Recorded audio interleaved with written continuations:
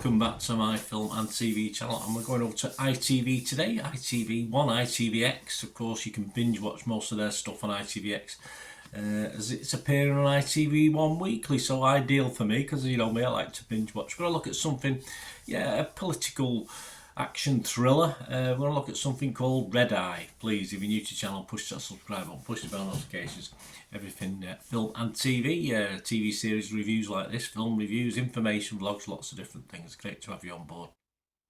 And you will see stuff on my football team, Manchester City as well. So if that's of any interest, have a look at that. Or if you know somebody might be interested, I'd be grateful if you just point them in my direction.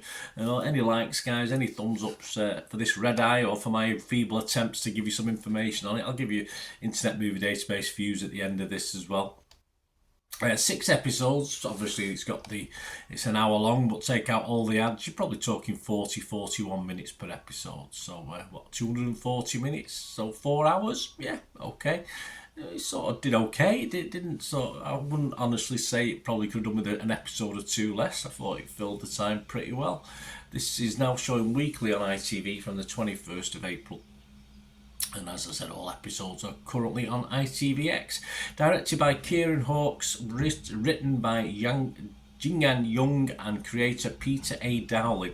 And it's about a London police officer, DC Hannah Lee, who's escorting Dr. Matthew Nolan back to Beijing, where he's been accused of a murder. However, on board Flight 357, she finds herself embroiled in an escalating conspiracy, or conspiracies, and a growing number of murders. Yeah, definitely a growing numbers of murders. It stars, yes, some familiar faces to UK watchers, and I'm sure worldwide, and some I wasn't overly familiar with.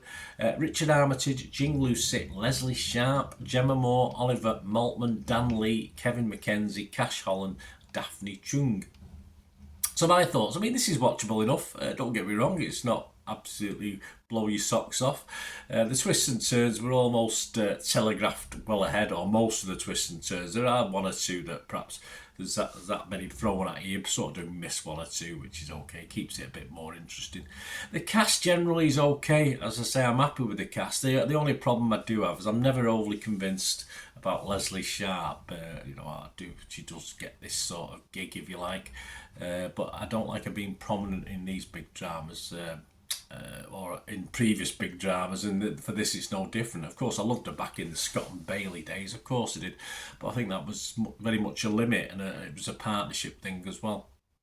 She, for me, just acting wise, just very much a one-trick acting pony. She's not really capable of too much range as far as that's concerned. And I could see better, mature ladies in this role. Actually, you could see someone like Keely Hawkes. You could see Gillian Anderson, for instance, in this. But so a slight quibble, but she does okay. Don't get me wrong; it doesn't detract from the overall thing.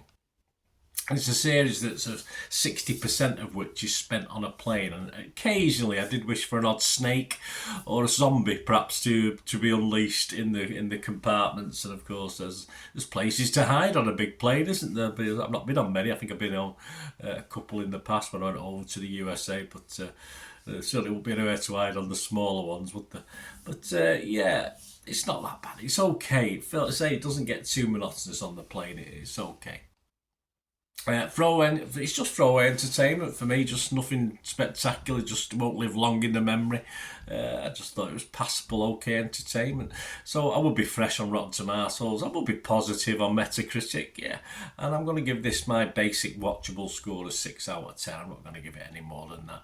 But what about other people? Well, just before we go, Internet Movie Database, of course, Joe Public, as I'm recording this, the scores increased overnight. Yes, we've had another 100 or so scores and reviews left, so it currently stands as I'm doing this on the 24th of April, sorry, 24th, is it 23rd?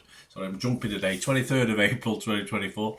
337 scores as I'm doing this, and it's getting a healthy 6.6 out of 10. That was 6.2 yesterday with 200 odd reviews, so a few more people liked it. That's always a good sign. I'd imagine this will settle anywhere between 6 and 6.5 once we've got a few thousand scores and reviews. But as I said, it's okay. It's okay in itself, nothing spectacular, just sort of put your brain into sort of neutral and just enjoy it.